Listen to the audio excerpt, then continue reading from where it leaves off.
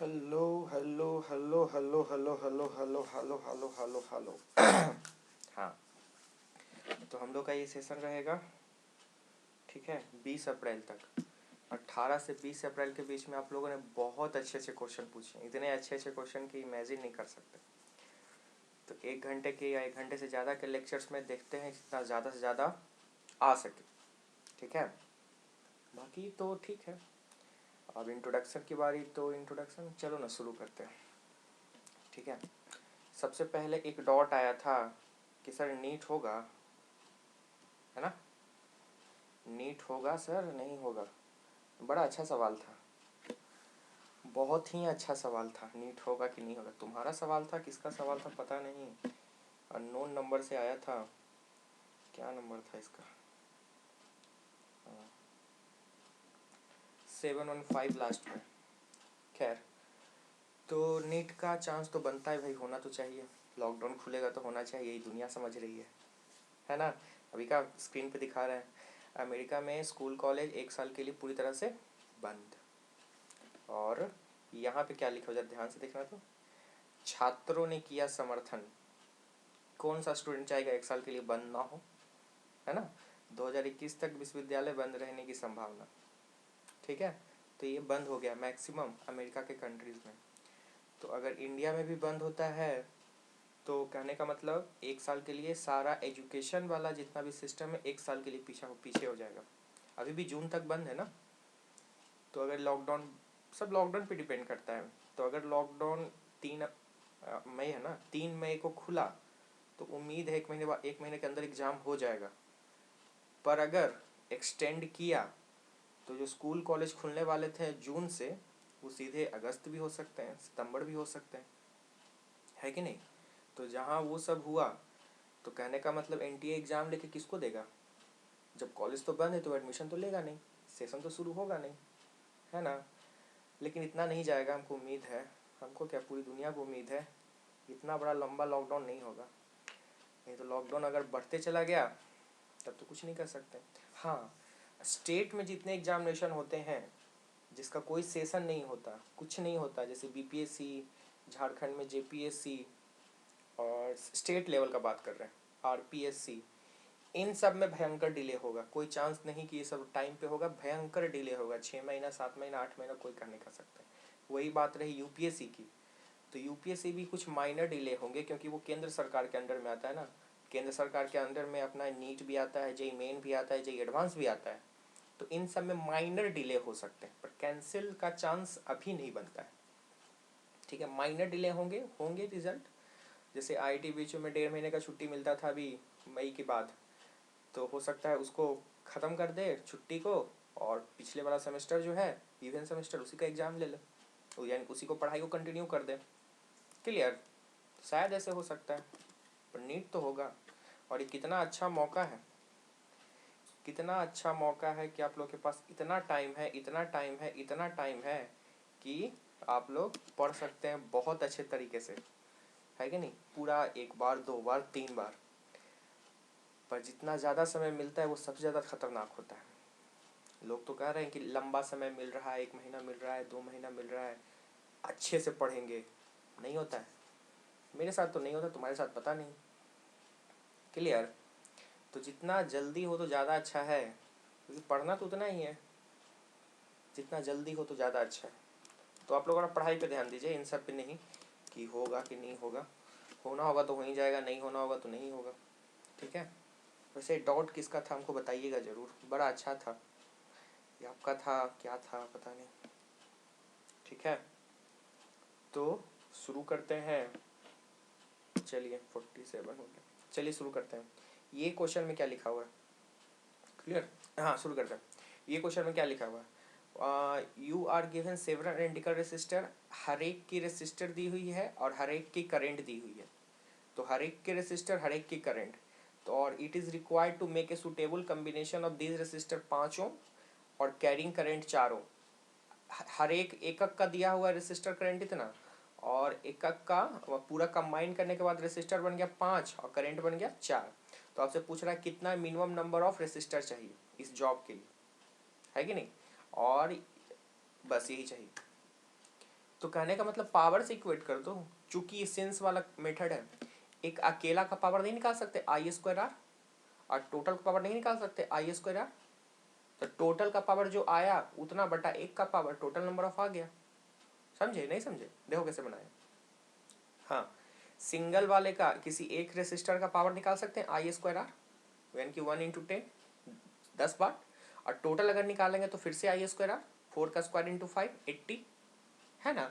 तो 80 total power है, और एक रेसिस्टर पावर ले जाएगा 10, तो टोटल कितने चाहिए ऐसे 8, है ना। टोटल नंबर कितना हो जाएगा 80/10 = 8। क्लियर? तो सोचने वाला क्वेश्चन था, और इसमें कुछ करंट इलेक्ट्रिसिटी लगा ही नहीं, बस सिंपल बन गया। क्लियर? अगला देखिएगा तो हाँ, ये सवाल बड़ा अच्छा, वीडियो पॉज करो अब इसको बनाओ, तो टाइम लगेगा बहुत इसमें, लेकिन फिर से बनाओ। ये सवाल शायद सीपी सिंह का है, पता नहीं, मेरे पास किताब तो है नहीं, वहीं का शायद लग रहा है फॉन्ट की यूज से। देखिए क्या दिया हुआ है 84 में। तुम लोग बनाओ वीडियो पॉज करके, नहीं बने तो वीडियो को फिर रिज्यूम करना। एक नॉन कंडक्टिंग स्फीयर जिसका रेडियस आर है, पूरे का रेडियस कितना है आर, और कैविटी का रेडियस r/2, इसकी रेडियस कितनी है r/2। The solid part of a sphere had uniform volume density rho, तो जो बचा हुआ है उसकी डेंसिटी कितनी है रो, बचा हुआ है उसकी rho. Find the magnitude of and direction of electric field at point O, O कहाँ है यहाँ सेंटर पे, है ना। कैसे निकालेंगे, और बाद में ए पे। तो पहले ओ पे बात कर लें। ओ पे निकालने के लिए क्या कर सकते हैं, ओ पे निकालने के लिए हम एक तिगड़म लगा सकते हैं, वो जो कैविटी है पहले उसको भर देते हैं, क्लियर, और पूरे के कारण निकाल लेते हैं, और बाद में जो भरे हैं उसको घटा देंगे। समझे नहीं समझे? फिर से समझो। ओ पॉइंट पे निकालना है ना, तो ये जो कैविटी है इसको पहले भर देते हैं, और फिर टोटल के कारण निकाल लेते हैं। वो तो जीरो होगा ना, क्योंकि सिमेट्रिकली है ना, एक सॉलिड स्फीयर रहे कैसा भी स्फीयर रहे, उसके सेंटर पे अपना इलेक्ट्रिक फील्ड पूछ रहा है पूरा भरा हुआ, तो इलेक्ट्रिक फील्ड कितना होगा जीरो, क्योंकि सिमेट्रिकली हर तरफ से इलेक्ट्रिक फील्ड आएगा ना। ठीक है, तो हम किए क्या, इस कैविटी को भर दिए, कैविटी को हम भर दिए, और टोटल के कारण इलेक्ट्रिक फील्ड यहाँ पे निकाल लें, और कैविटी को चूंकि भरे हैं तो कैविटी वाला घटाना भी पड़ेगा ना। क्लियर? घटा देंगे आंसर आ जाएगा। रोज दिया हुआ है, पूरे का दिया हुआ है। क्लियर? इसको बनाने के दो मेथड हो जाते हैं, एक ट्रिक से और एक ऐसे प्रोसेस से। तो पहले प्रोसेस बात कर लें। देखो प्रोसेस में क्या किए हैं, चलो ध्यान से देखिएगा, ध्यान से देखिएगा, ध्यान से देखिएगा। यही कैविटी इसको खाली कर दिया, पहले भर दिया बाद में घटा देंगे। मतलब इलेक्ट्रिक फील्ड जब ओ पे निकालना है तो हम क्या करें, फुल स्फीयर और minus cavity, full sphere minus cavity. क्या होगा भाई, जरा ध्यान देखिए। फुल स्फीयर कहने का मतलब क्या होगा, फुल स्फीयर का मतलब होगा ये पूरा का पूरा ही कारण निकाले ना, और बाद में कैविटी घटा देंगे। तो तुम जानते हो सॉलिड स्फीयर पूरा भरा हुआ रहे तो इलेक्ट्रिक फील्ड उसके सेंटर पे कितना होगा, जीरो।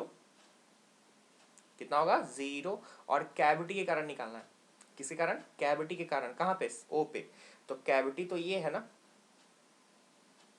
कैविटी ये है, और इसके सेंटर से ये डिस्टेंस कितना होगा, जब ध्यान से बता सकते हो। तो पूरे का रेडियस तो आर था, चलो तुमको बताते हैं, सबको रिमूव कर दें, ठीक है।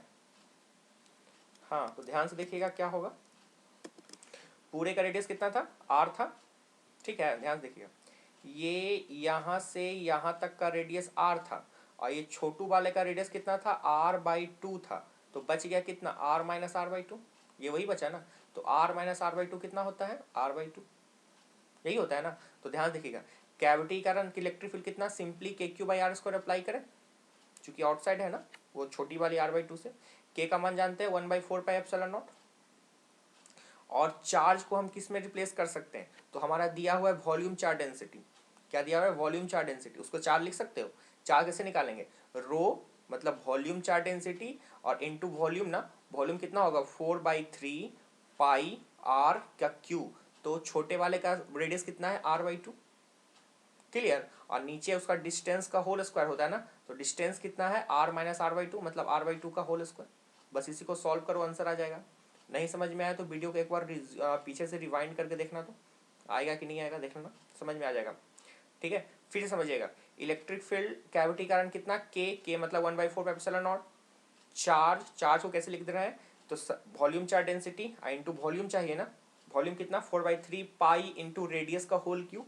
तो कैविटी कारण निकाल रहे हैं, तो कैविटी का रेडियस कितना है, r/2, वही r/2 का होल क्यू। और नीचे में क्या है, डिस्टेंस का स्क्वायर होता है ना, तो इसके सेंटर से इसके सेंटर के बीच का डिस्टेंस, तो इसके सेंटर से इसके सेंटर कितना डिस्टेंस होगा, r minus r by two का होल स्क्वायर, वही किए हैं, अब आंसर आ गया है। क्लियर, बस इसको सॉल्व कर दो, आंसर फेंक देगा। ठीक है, देखो कैसे आएगा, अरे नीचे जा, ध्यान से देखिएगा, बस इसको सॉल्व कर दो, आंसर आ जाएगा। ठीक है, सॉल्व हम ही करें क्या, तुम कर लोगे, हमको उम्मीद है। ठीक है, कैसा आया, ये हमको लगता है कुछ कुछ कट छट जाएगा और सीधे आंसर आएगा कितना, rho by 6 epsilon not into R, rho by 6 epsilon not into R, और निगेटिव का सिंबल है, मतलब पीछे की ओर चल जाएगा, लेफ्ट की तरफ। ठीक है, अब जरा एक छोटा सा ट्रिक से अगर बनाते हो तो वो तो और आसानी से बन जाएगा। ठीक है, कैसे बनेगा भाई, जरा ध्यान देखिएगा।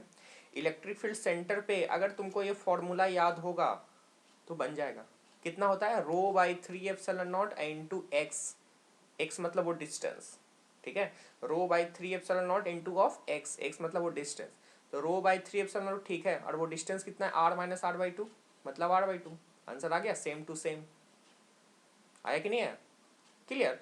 तो बन जाता है ट्रिक से, और ये सवाल पीएमटी में आएगा तो ऐसे ही बनाना पड़ेगा, नहीं तो इतना लंबा प्रोसेस, ठीक है कोई दिक्कत नहीं है, बन जाएगा, लेकिन अगर वो याद है तो कितना सेकंड लगेगा, मुश्किल से कुछ सेकंड लगेंगे ना, तो उसका जो टाइम बचता है दूसरे क्वेश्चन में दे सकते हैं। क्लियर, तो ये रहा तुम्हारा प्रोसेस और ये रहा tricks, rho by 3 epsilon not into x. Clear, अब तुमसे पूछ रहा था कि ना हमको ए पॉइंट पे भी निकालिए, कौन से पॉइंट पे, ए पॉइंट, ए पॉइंट कहाँ था भाई, ए पॉइंट कहाँ पे था, ए पॉइंट यहाँ पे था ना, ए पॉइंट यहाँ पे था, कैसे निकलेगा, तो पहले पूरे स्फीयर के कारण निकाल लेते हैं, अब बाद में कैविटी को फिर से घटा देंगे, तो पूरा स्फीयर मतलब ये पूरा का पूरा, पूरा का पूरा। क्लियर, कितना, फिर से वही लगाते हैं, rho by 3 epsilon not into X, है ना, फिर देखो प्रोसेस में फिर से फॉर्मूला ही लग रहा है, rho by 3 epsilon not into X, X क्या होता है, यहाँ से यहाँ का डिस्टेंस ना, जो कि आर दिया हुआ है। क्लियर है, पूरा पूरा पूरा स्फीयर का कितना होगा, rho by 3 epsilon not into X, X क्या होता है, इसके सेंटर से लेके ये का बीच का डिस्टेंस, है कि नहीं है। अब अगर कैविटी कारण निकालना है तो कैविटी कहाँ है, यहाँ है ना, कैविटी तो यहाँ है, तो कैविटी से तो ये बहुत दूर है, तो हम क्यों ना फॉर्मूला लगा दें, के क्यू बटा आर स्क्वायर, के क्यू बटा आर स्क्वायर, के जानते हैं, क्यू जानते हैं, पहले आर देख लेते हैं, आर क्या होगा, यहाँ से लेके यहाँ तक का डिस्टेंस ना, समझ में आ रहा है नहीं आ रहा, आर कहने का मतलब कहाँ से कहाँ तक डिस्टेंस, यहाँ से लेके यहाँ तक का डिस्टेंस, तो ये तो आर था, ध्यान से देखिएगा कितना कितना होगा, यहाँ से लेके यहाँ तक का डिस्टेंस कितना होगा, जरा बताइएगा ध्यान से, तो ये वाला डिस्टेंस कितना होगा, r minus r by two, और ये तो आर था ही, तो टोटल डिस्टेंस कितना है, simply r plus are by two, 3r/2 है ना, कितना है, समझ में आ रहा है, डिस्टेंस कैसे लिखा है कि वही लिखे, r plus are by two, समझ में आया नहीं आया, अब उस सेंटर से मत लेना, हम कैविटीज निकाल रहे हैं ना। ठीक है, नहीं आया तो बताना हमको, जैसे पीछे कुछ क्वेश्चन नहीं आए थे तुम लोग पूछ लिए थे, अच्छी बात है, बहुत अच्छी बात है, वैसे ही यहाँ भी करना है, नहीं आया तो करते चले जाना है। क्लियर, हाँ, तो बस यही करना है, बन जाएगा क्वेश्चन, के क्यू बाई आर स्क्वायर। अब छोटा सा चीज, सब चीज को वैल्यू पुट कर दो, के का वैल्यू जानते हैं ना, 1/4πε0, और क्यू कहने का मतलब वॉल्यूम चार्ज डेंसिटी आई into volume, 4/3 pi into radius, radius कितना था, r/2 का होल क्यू, और डिवाइड बाई डिस्टेंस का स्क्वायर। अब ये डिस्टेंस कितना है, r plus are by two, distance कितना है, r plus are by two, उस पॉइंट से कैविटी के बीच का distance r plus are by two. Clear, समझ में आया कि नहीं आया, हाँ, तो r plus are by two का होल स्क्वायर। अब इसको सॉल्व कर दो, आंसर आ जाएगा। तो फुल स्फीयर के कारण निकाल लेना है, जो कि कितना होगा, rho by 3 epsilon not into of X, और घटा देना है किसका, कैविटी का, कैविटी का कितना होगा, के क्यू बटा ऑफ आर स्क्वायर, के क्यू बटा ऑफ आर स्क्वायर। क्लियर, बस सॉल्व कर दो, आंसर आ जाएगा। ठीक है, अब इसमें तुमको दिक्कत हमको लग रहा है कि आर का ही होगा, कि आर कैसे ले रहे हैं वो, है ना, चलो उसको दूर करते हैं अच्छे से।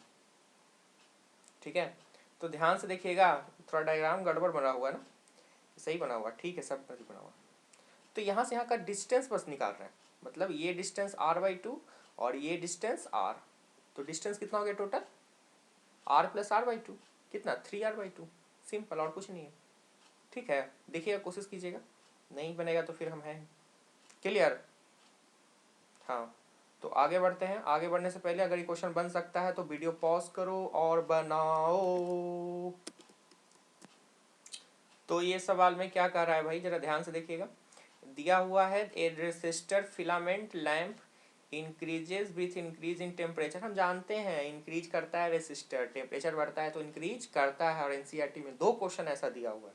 खैर, एक लैंप जो है रेट किया इतना वाट इतना वोल्टेज, बहुत अच्छा, एक क्रॉस 220 वाट पावर, अच्छी बात है।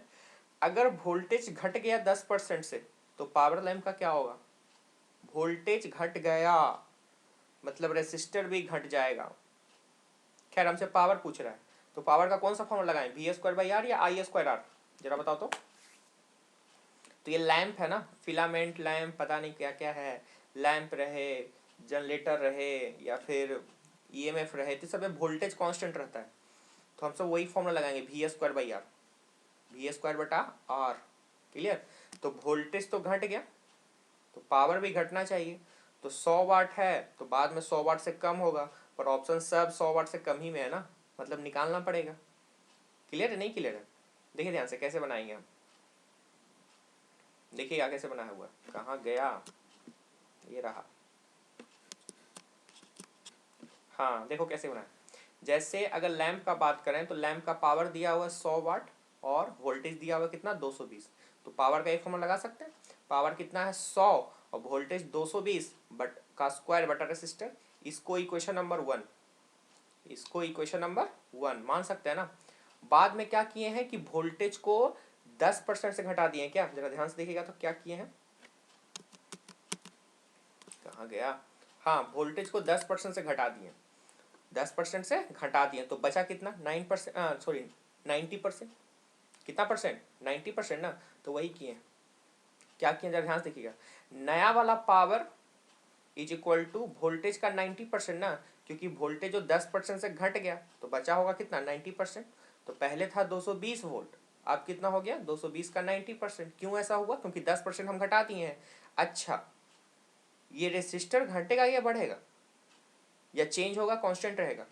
तो कहने का मतलब हम जानते हैं ना एक चीज, क्या जानते हैं, ये वोल्टेज घट गया तो resistor from Ohm's law V=IR, voltage घटा तो रेसिस्टर भी घटेगा ना। कैसे घटेगा? ओम्स लॉ से। वोल्टेज 10% से घटा तो हो सकता है रेसिस्टर किसी और चीज से घटा हो, लेकिन घटेगा इतना तय है।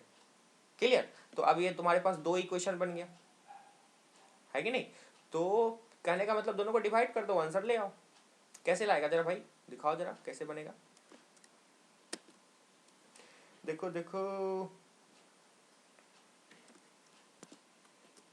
हाँ तो देखो कैसे बनेगा, दोनों को डिवाइड कर दो, देश बाय देश, ये 220 220 कट जाएगा ना।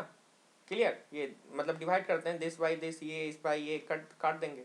तो देखो ध्यान से, पी डैश कितना आ गया 81 into r by r dash, calculation तुम कर सकते हो, ठीक है। अब देखो आर डैश बाद का रेसिस्टर था ना, जब वोल्टेज घट रहा था तो रेसिस्टर भी घटेगा ना, फ्रॉम ओम्स लॉ, ठीक है। तो नीचे वाला घट गया, नीचे वाला घट गया, पावर कितना था नया वाला 81 into r by r dash, तो नीचे वाला घट गया तो ओवरऑल बढ़ जाएगा ना, मतलब पावर 81 से ज़्यादा होगा, पावर क्या होगा 81 से ज़्यादा होगा। क्लियर नहीं क्लियर? तो वोल्टेज चूंकि घट रहा है तो हाँ रेसिस्टर भी घटेगा, और पावर जो है रेसिस्टर के इन्वर्सली प्रोपोर्शनल है तो क्या होगा, पावर भी बढ़ जाएगा। क्लियर? वोल्टेज घट रहा है, रेसिस्टर घट रहा है, तो पावर जो है रेसिस्टर के इन्वर्सली है ना, तो ये पावर क्या हो जाएगा, बढ़ जाएगा, 81 से ज़्यादा होगा। 81 से क्या होगा, ज़्यादा होगा। देख लो उसके हिसाब से ऑप्शन कौन सा है, ठीक है। समझ में नहीं आया तो फिर से एक और रिवाइंड कर लीजिएगा। क्लियर?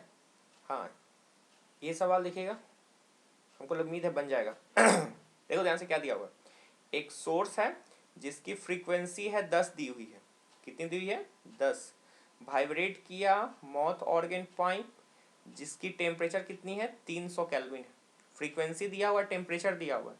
तो बता, याद है फ्रीक्वेंसी और टेम्परेचर में कोई रिलेशन भी है या नहीं है? फ्रीक्वेंसी और टेम्परेचर में कोई रिलेशन है या नहीं है?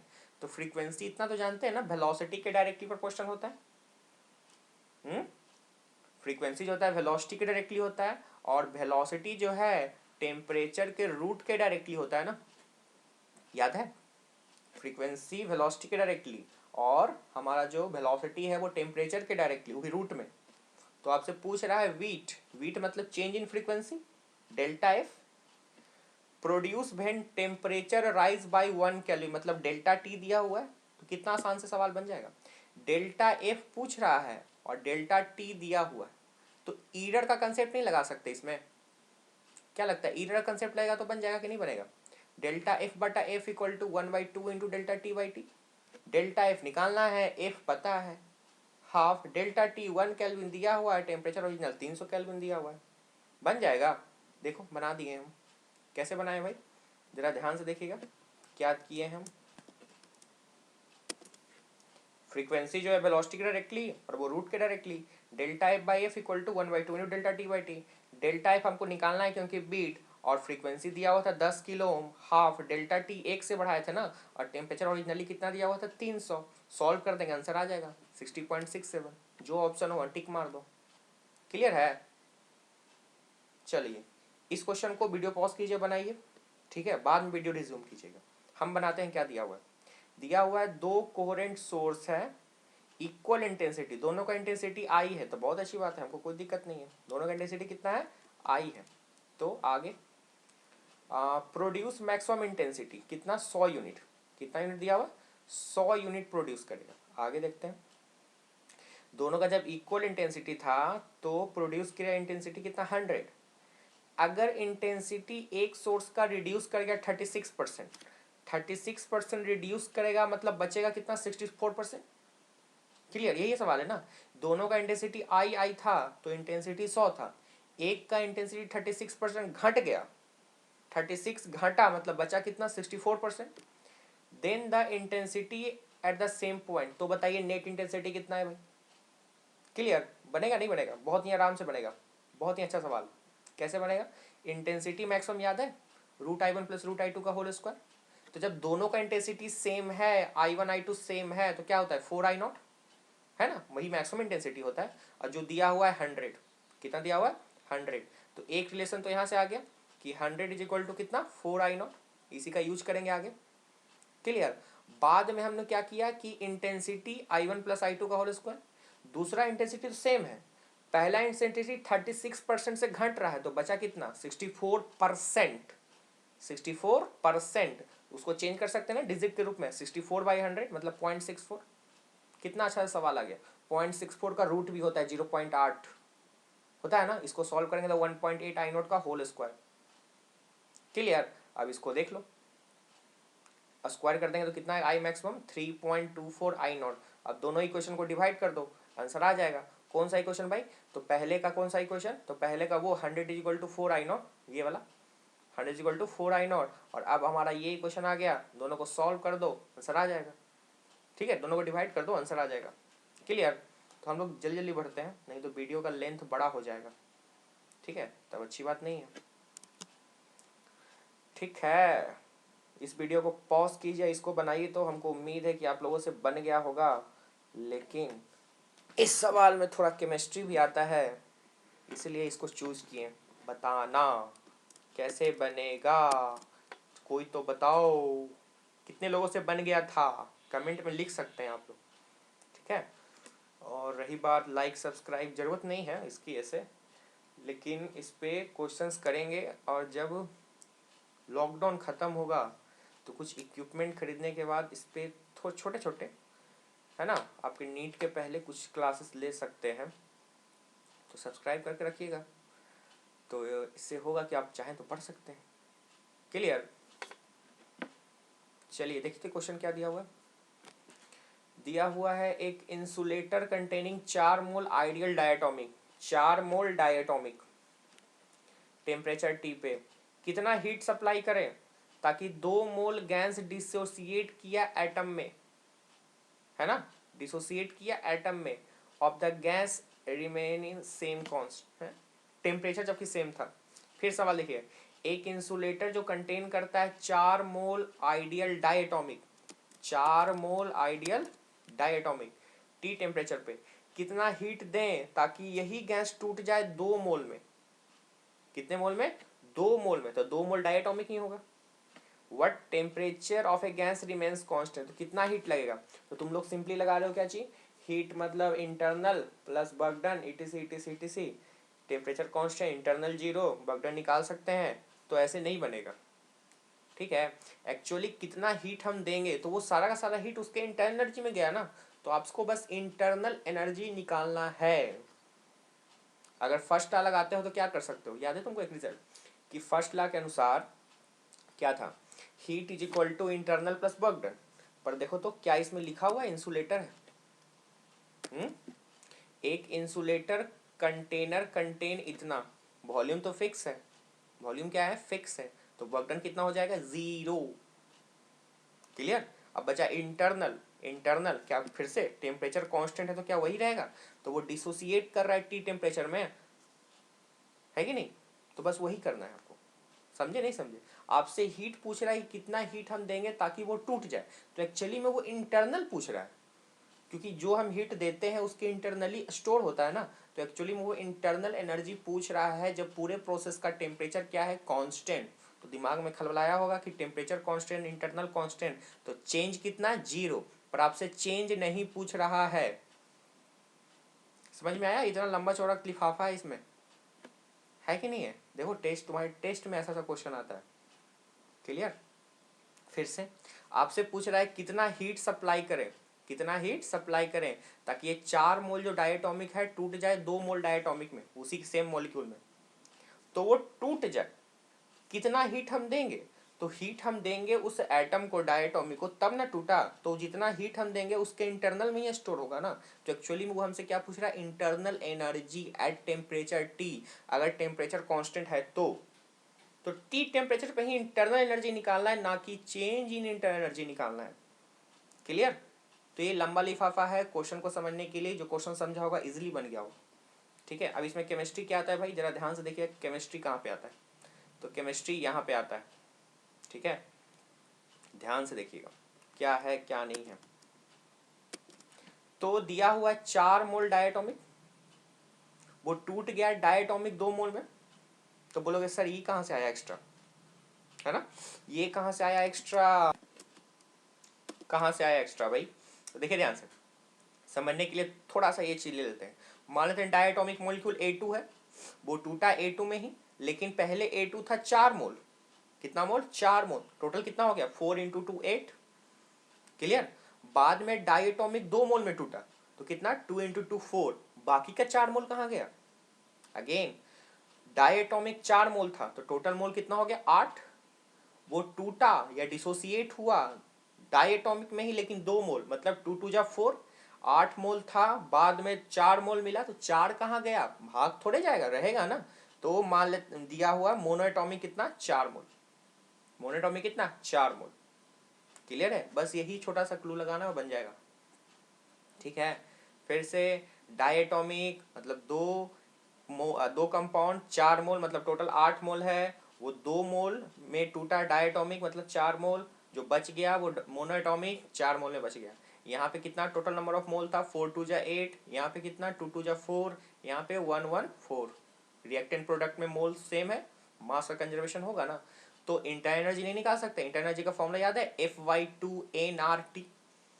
तो ये याद है, डायटोमिक का डिग्री ऑफ फ्रीडम, डायटोमिक का 5, मोनोटोमिक का 3, तो F/2 मतलब 5/2 n करने का मतलब 4 RT।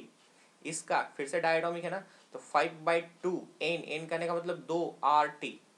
फिर से इसका, ये तो मोनोटोमिक है ना, तो 3/2 इंटू nRT, n कितना है आपका 4। इसको सॉल्व कर सकते हैं, ये 10 आ जाएगा, ये 5 आ जाएगा और ये 6 आ जाएगा।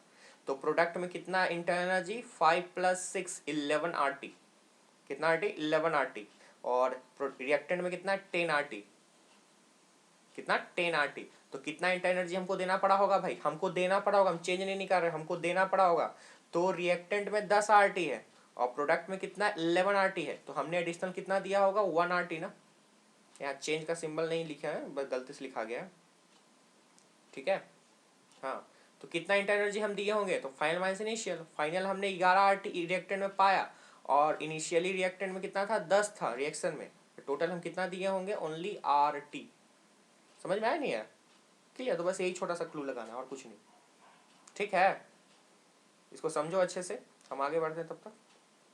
ठीक है, नहीं समझ में आया तभी अभी भी उसी में लगे रहो, जरूरी नहीं आगे बढ़ने की। ठीक है। इस क्वेश्चन में देखिए, तो इस क्वेश्चन में क्या दिया हुआ है, ये आपसे पूछ रहा है क्या चीज, अगर ब्रेकिंग फोर्स याद है, ब्रेकिंग फोर्स क्या होता है, ये आपको कहाँ पढ़ने को मिलेगा, फ्लूइड मैकेनिक्स में। ब्रेकिंग फोर्स एफ दिया हुआ है तो ब्रेकिंग फोर्स सेम वायर का सेम मैग्नीट्यूड कितना होगा। अगर ब्रेकिंग फोर्स एक वायर का एफ दिया हुआ है तो ब्रेकिंग फोर्स दो वायर का, तो दो वायर का खासियत क्या होगा, एक वायर बाद में दो वायर, रेडियस एरिया, यही है ना। कैसे ब्रेकिंग फोर्स करने का मतलब स्ट्रेस, कैसे बनाएंगे, फोर्स इक्वल टू फॉर्मूला याद है, stress into area, force is equal to stress into area. तो फोर्स जो आया एरिया के प्रोपोर्शनल ना, एरिया तो होता है रेडियस का स्क्वायर, मतलब फोर्स भी क्या आ जाएगा, रेडियस का होल स्क्वायर। तो पहले का एफ जो है पुराने वाले रेडियस एक सिंगल वायर, नया वाला फोर्स जो निकालना है जब दो को जोड़ दिए ना तो इसका रेडियस कितना हो जाएगा 2r। क्लियर है। तो पहले का फोर्स मतलब रेडियस का आर स्क्वायर का प्रोपोर्शनल है, नया वाला फोर्स जब दोनों को जोड़ दिए तो रेडियस कितना हो जाएगा 2r ना, आर मर जाएगा 1/4 बचेगा, तो नया वाला फोर्स कितना आ गया 4f। क्लियर, कितना आसान सा सवाल था। ठीक है, नहीं समझ में आया तो फिर से रिवाइंड करो समझो। ठीक है, ये क्वेश्चन को बनाओ, बहुत अच्छा सवाल एसएचएम का। एग्जाम का नाम बताएंगे तो डर जाओगे, उससे अच्छा है नहीं बताते हैं। ठीक है, समझो और बनाओ। सिर्फ तुमसे टाइम पीरियड पूछ रहे हैं। क्या पूछ रहा है, टाइम पीरियड। जब ये यहाँ से, पहले क्वेश्चन पढ़ो वीडियो पॉज करके उसके बाद आगे बढ़ना। जब यहाँ से ये बॉल इधर गया और फिर इधर आया, ठीक है, तो कैसे कैसे निकलेगा भाई जरा ध्यान देखिएगा। तो पहले ये सेंटर से यहाँ तक गया तो उसका टाइम निकाल सकते हो। देखो तो यहाँ से क्या दिया हुआ है, अगर फ्री एंड स्प्रिंग का लेंथ कितना दिया हुआ है 60 सेंटीमीटर, और कितना स्पीड से जा रहा है 120 सेंटीमीटर पर सेकेंड, मतलब सी और डी से बीच का डिस्टेंस दिया हुआ है 60 और स्पीड भी दिया हुआ है। ठीक है, ध्यान देखिएगा, ये पूरा डिस्टेंस अगर 60 है तो ये आधा डिस्टेंस कितना हो जाएगा 30 ना, तो 30/120 time. Again again again again again again, समझ में आया नहीं आया, समझ में आया नहीं आया। वही तो लाइव क्लासेस में मजा आता ना, कि तुमको समझ में नहीं आया तो तुम बता सकते हो। ठीक है, तो टोटल था 60 डिस्टेंस, तो ये आधा डिस्टेंस कितना था 30। क्लियर, तो ये टाइम निकाल सकते हैं, हमको टोटल टाइम चाहिए। टोटल टाइम कैसे निकलेगा, ये ब्लॉक जो है इधर गया पूरा कंप्रेस हुआ, उसके बाद वापस आया, है ना, इधर पूरा कंप्रेस हुआ और उसके बाद फिर से ओरिजिनल पोजीशन पे आया, तब ना। अगर ये मेन पोजीशन है तो ये ब्लॉक इधर जाके पूरा कंप्रेस हुआ, फिर आया, फिर इधर पूरा कंप्रेस हुआ, फिर आया, तब ना टाइम निकालना है टोटल।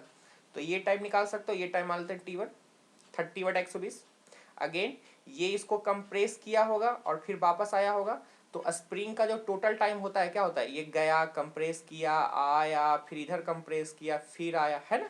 लेकिन इसका तो ये आधा पोर्शन ही लग रहा है, लग रहा है ना, कि सिर्फ स्प्रिंग को कंप्रेस किया और बाद में फिर यहीं पे आ गया। तो टोटल टाइम जो होता है 2π√m/k, उसका आधा, उसका आधा।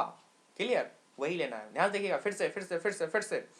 ये यहाँ से जब यहाँ गया तो 30 सेंटीमीटर का डिस्टेंस ट्रेवल किया, तो कितना निकाल सकते हैं 30/120, ये सेकंड निकल जाएगा। अगेन ये स्प्रिंग को यहाँ तक ले गया और बाद में फिर यहाँ तक लाया, तो टाइम पीरियड 2π√m/k1, उसका आधा। अगेन फिर यहाँ से ये पूरा पूरा का पूरा चला ना, यहाँ से लेके यहाँ तक कितना डिस्टेंस 60 सेंटीमीटर, तो कितना टाइम 60/120, 60/120।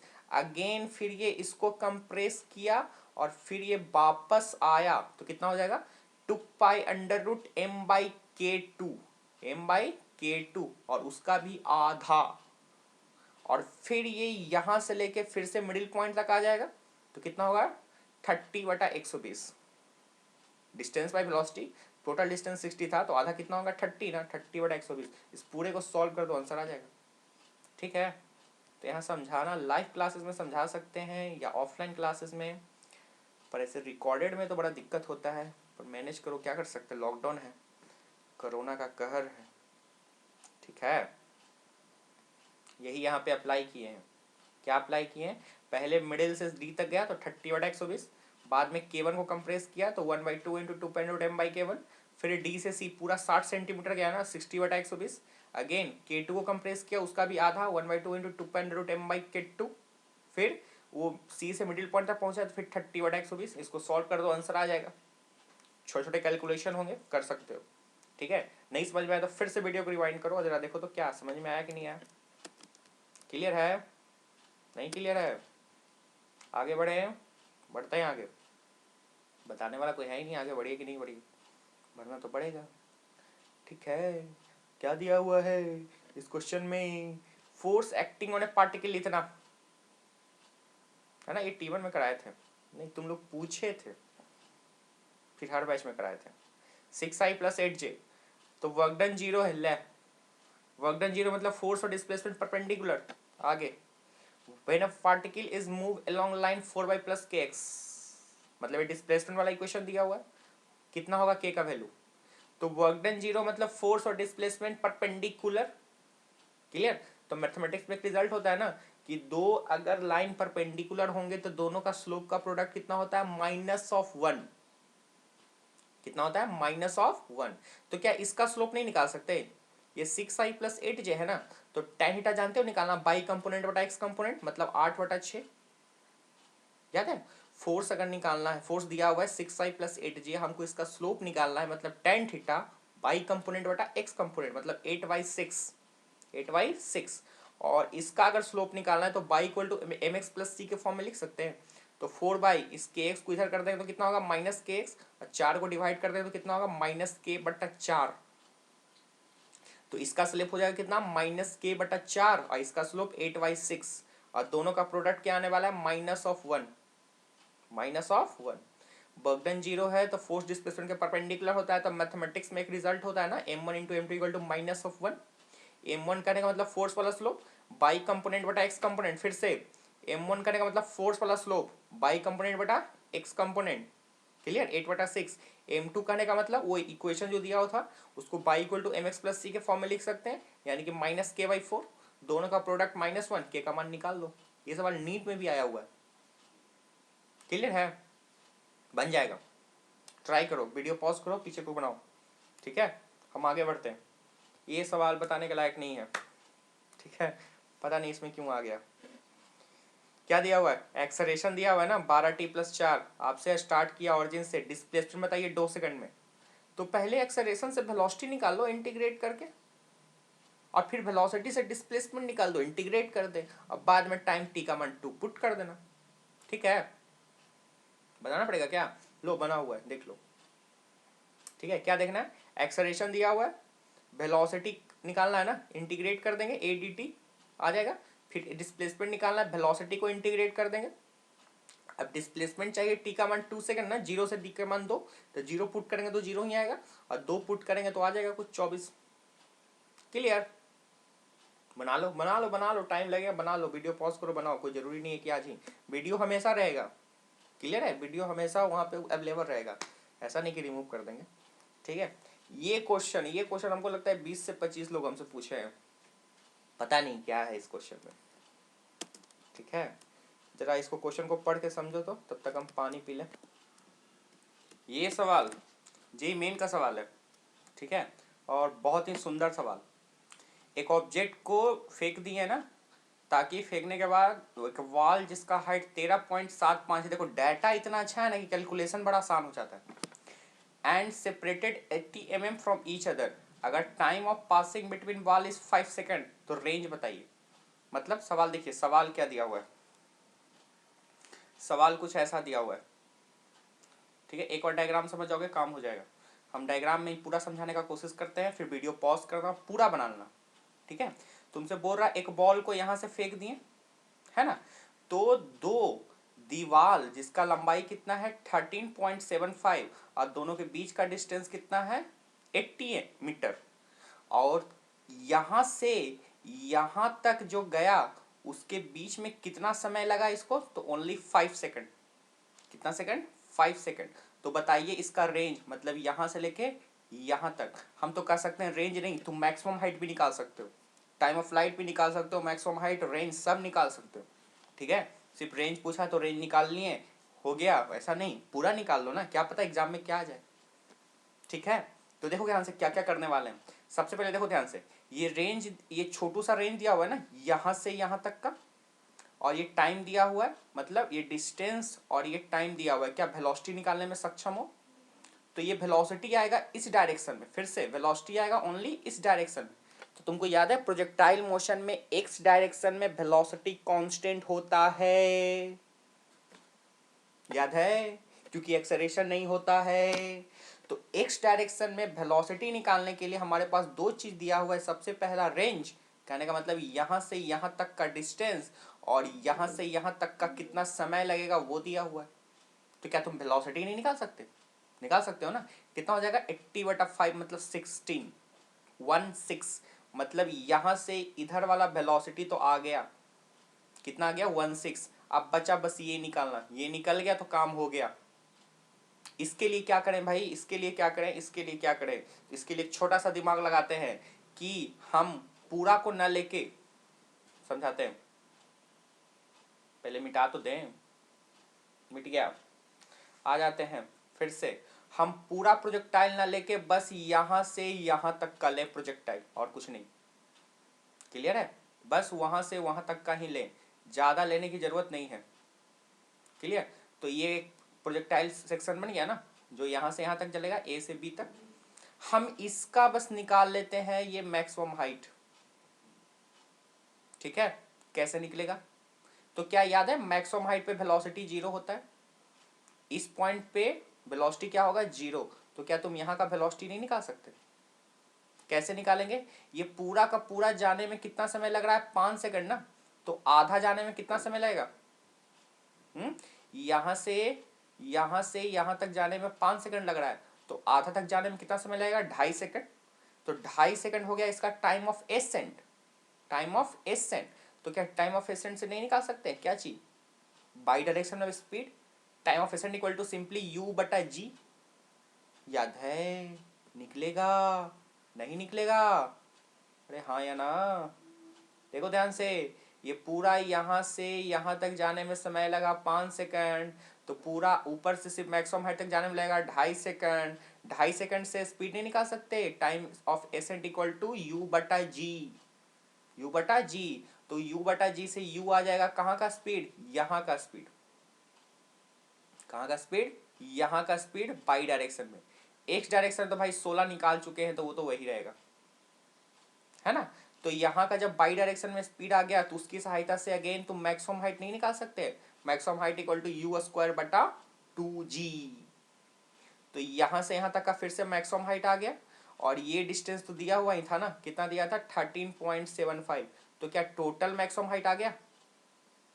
तो अगर टोटल मैक्सिमम हाइट आ गया, तो फिर उसको u²/g से यूज करके ये u नहीं निकाल सकते। समझे नहीं समझे? हाँ, देखो बनाने का कोशिश करते हैं। ठीक है, हमको लगता है 2-3 बार तुमको वीडियो देखना पड़ेगा, क्योंकि जब सामने रहते ना तो बन जाता इजिली। ठीक है, ध्यान से देखिएगा। सबसे पहले क्या किए, सबसे पहले हम लगाए s equal to u t x direction में। तो एक्स डायरेक्शन में कितना डिस्टेंस 80 है ना, और कितना टाइम 5, तो स्पीड निकल जाएगा 60। तो यू एक्स अपना 16 ये फिक्स हो गया। अब जो काम करना है यू बाई, कौन सा बाई? You by.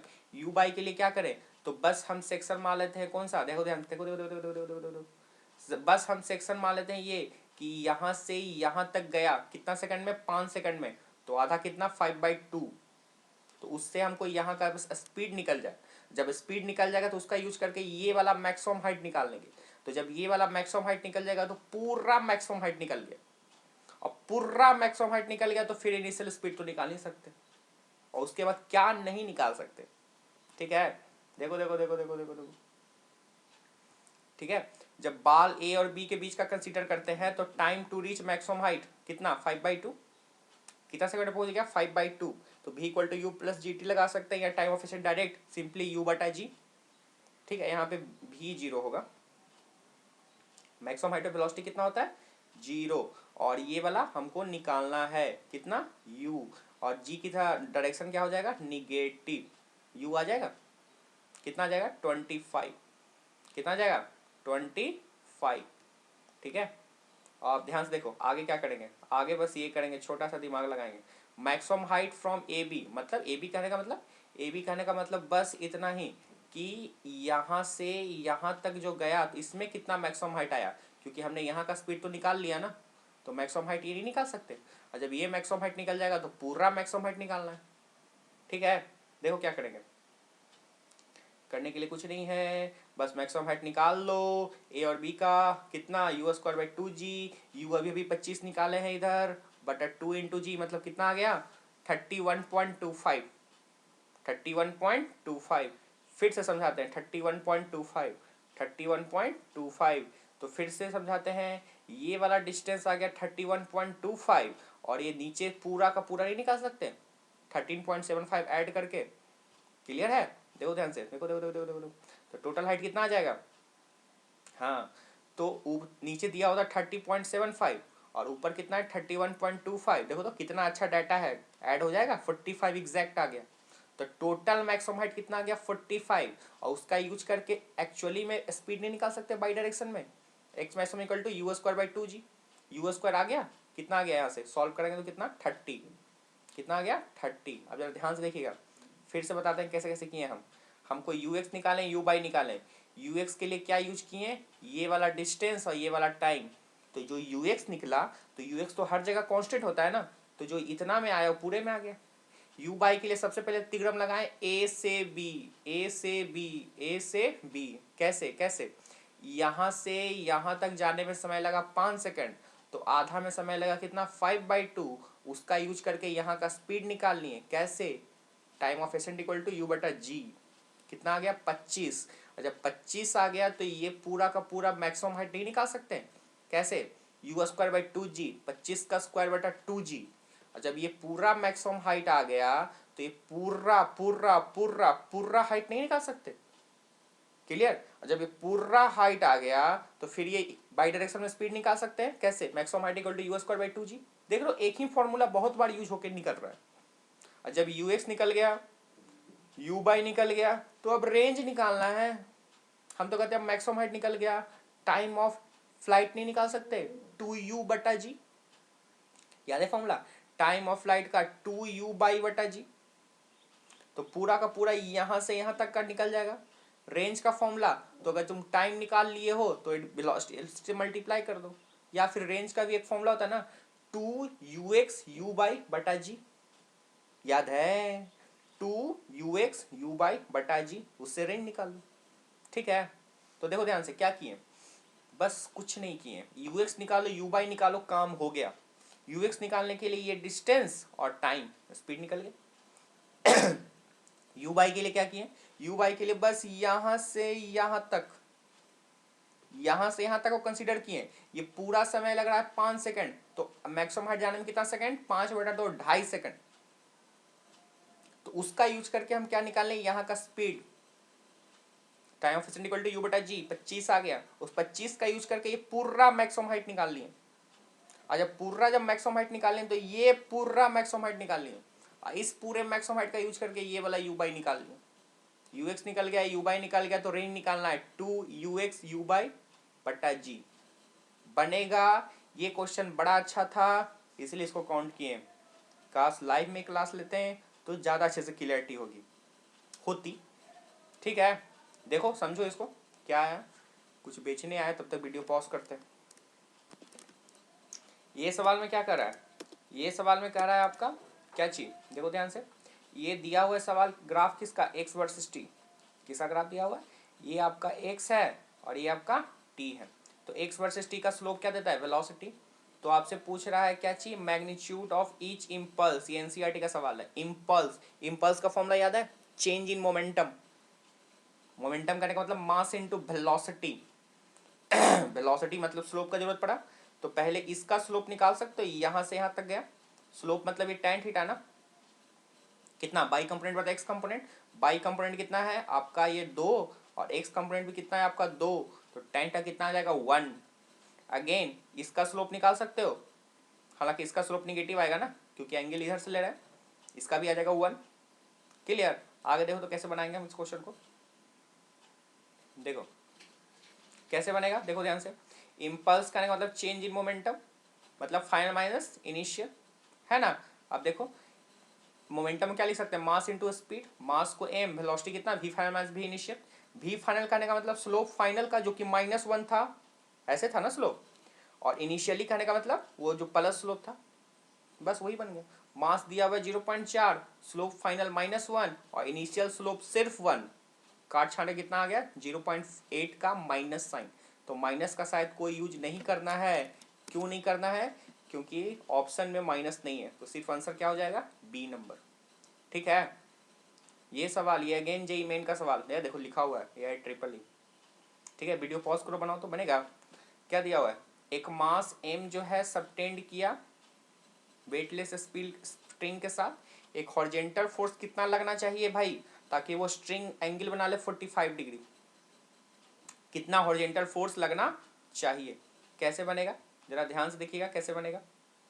ठीक है, मान लेते हैं यही एक ब्लॉक है, इस पे फोर्स लगाएं, फोर्स लगाने के कारण क्या हो गया, इतना थोड़ा सा ऊपर उठ गया, है ना। तो कॉमन सी बात है ना, मान लेते हैं इसकी पूरी की पूरी लंबाई कितनी है? l। कितनी है? l। ये लंबाई भी कितनी हो जाएगी? l ही हो जाएगी ना। ये तो l नाम के सर्किल में घूमेगा, तो इसका मतलब ये नहीं कि सर्किल का क्वेश्चन है। ये कितना एंगल बना लिया? 45। ठीक है, तो बस आपको निकालना है work done. Work energy power का कंसेप्ट लगा लेते हैं कि वर्क डन जो हम किए वही उसके पोटेंशियल एनर्जी में चला गया। तो work done by force F is equal to change in potential energy. Work done by force, work done निकालना आता है। Work done equal to force into displacement उसी के तरफ, force into displacement along the work done, no force, change in potential energy mgh का difference. कैसे बनेगा भाई जरा ध्यान से देखिएगा, पहले इसको मिटा दें उसके बाद ना। ठीक है, चलो देखो देखो देखो देखो देखो देखो, देखो, देखो। फोर्स, फोर्स तो F लग रहा है इधर ना, फोर्स F इधर लग रहा है, तो वर्क डन के लिए फोर्स के साथ साथ डिस्प्लेसमेंट भी चाहिए। डिस्प्लेसमेंट कहाँ से लाएंगे? तो पूरा का पूरा कितना था? L था ना, ये पूरा का पूरा L था, तो L का ये यहाँ से यहाँ तक का कंपोनेंट कितना हो जाएगा? पूरा नहीं पूरा नहीं पूरा नहीं पूरा नहीं पूरा नहीं पूरा नहीं पूरा नहीं, बस यहाँ तक का, यहाँ तक का कंपोनेंट कितना हो जाएगा? L cos थीटा, और इसका ये सामने वाला कंपोनेंट कितना हो जाएगा? L sin थीटा ना। तो फोर्स किधर लग रहा है? इधर ही लग रहा है, तो ये वाला कंपोनेंट कितना हो जाएगा? L sin 45 डिग्री, वही तो लिए हैं फोर्स इंटू फोर्स के लॉन्ग डिस्प्लेसमेंट कितना? L sin 45 डिग्री, ये L sin 45 डिग्री। और चेंज इन पोटेंशियल एनर्जी मतलब mg, और कितना हाइट का डिस्प्लेसमेंट हुआ है? तो हाइट हमको लगता है बस यही ना हुआ है, यहाँ से यहाँ तक का, है ना। तो टोटल डिस्टेंस था L, और L का ये वाला कंपोनेंट आया L cos 45, तो दोनों के बीच का डिस्टेंस नहीं निकाल सकते, L माइनस L cos 45, है ना। इसको सॉल्व कर देंगे, फोर्स का मान आ जाएगा। क्लियर है?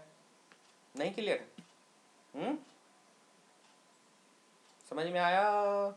नहीं आया? नहीं आया तो एक बार और देखते हैं कि फोर्स के कारण हमको फोर्स निकालना है ना, तो फोर्स तो इधर लग रहा है, तो इसी के अलॉन्ग डिस्प्लेसमेंट ये वाला ले लेते हैं।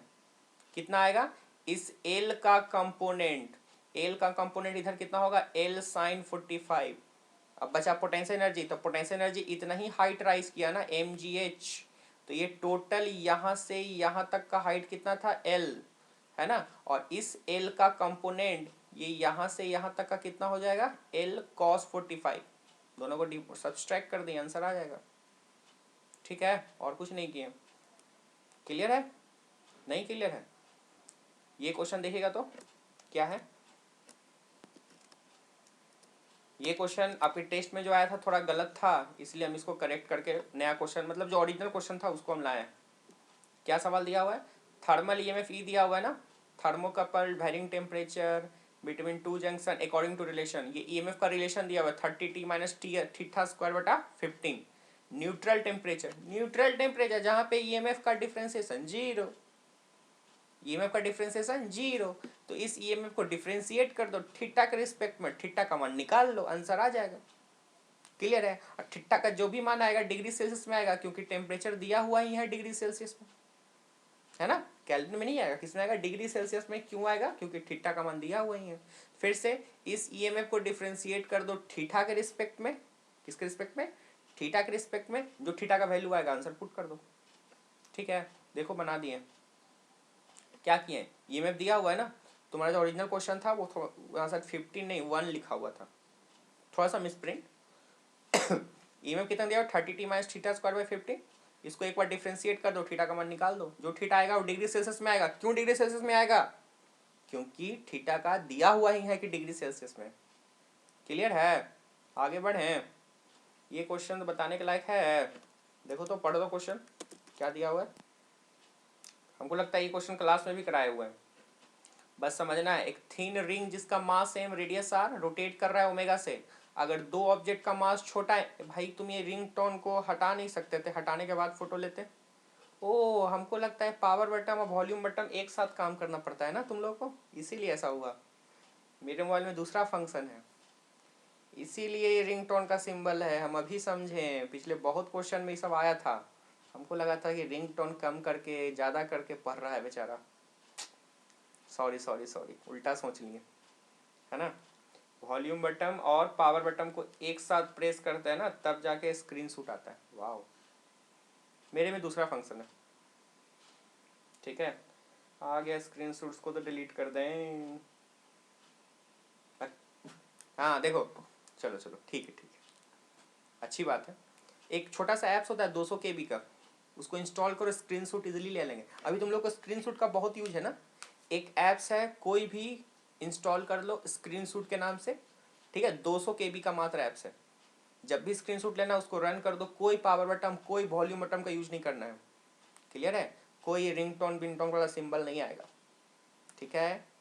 वही करो, ज़्यादा अच्छा रहेगा, ठीक है। कहीं का भी स्क्रीनशॉट ले सकते हो। खैर देखते हैं आगे क्या दिया हुआ है। एक रिंग का मास m है, रेडियस r है, रोटेट कर रहा है ओमेगा से। दो ऑब्जेक्ट का मास छोटा m है। अपोजिट एंड पे डाल दिए ना, तो रिंग कितना से रोटेट करेगा? तो बस l को कंजर्व करा दो, l को कंजर्व करा दो, आंसर फेंक देगा। पहले एक रिंग था जिसकी moment of inertia mr² omega से रोटेट कर रहा था, बाद में छोटे छोटे m को डाल दिए, तो ओमेगा फाइनल निकालना है। इसका मोमेंट ऑफ इनर्शिया रिंग का कितना होता है? mr²।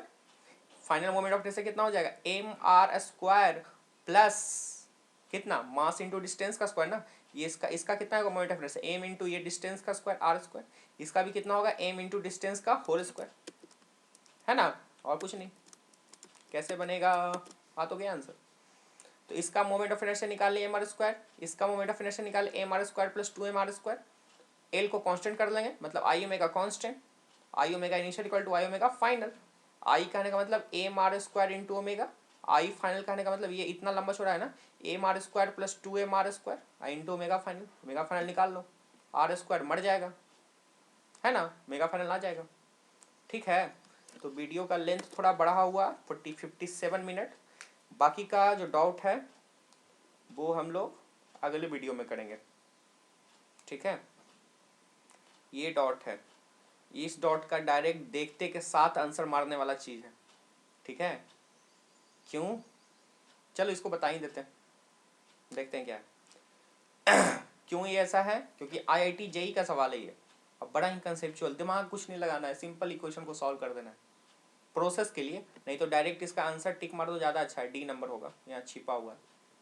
देखो, एक बॉल को थ्रो किए अपवर्ड, पहले था कि h हाइट पे रखा हुआ रहता है, हम लोग नीचे जेंटली ड्रॉप करते थे ना, लेकिन अब ऊपर ही फेंक दिए U से। कितना समय लगेगा हिट द ग्राउंड? कितना समय लगेगा हिट द ग्राउंड? इसका सिंपल सा आंसर क्या होता है आपका? ये वाला कहाँ गया? सिंपल, ये U बटा G plus root under U² plus 2GH बटा G। पर देख लेते हैं प्रोसेस क्या है। प्रोसेस क्या है भाई?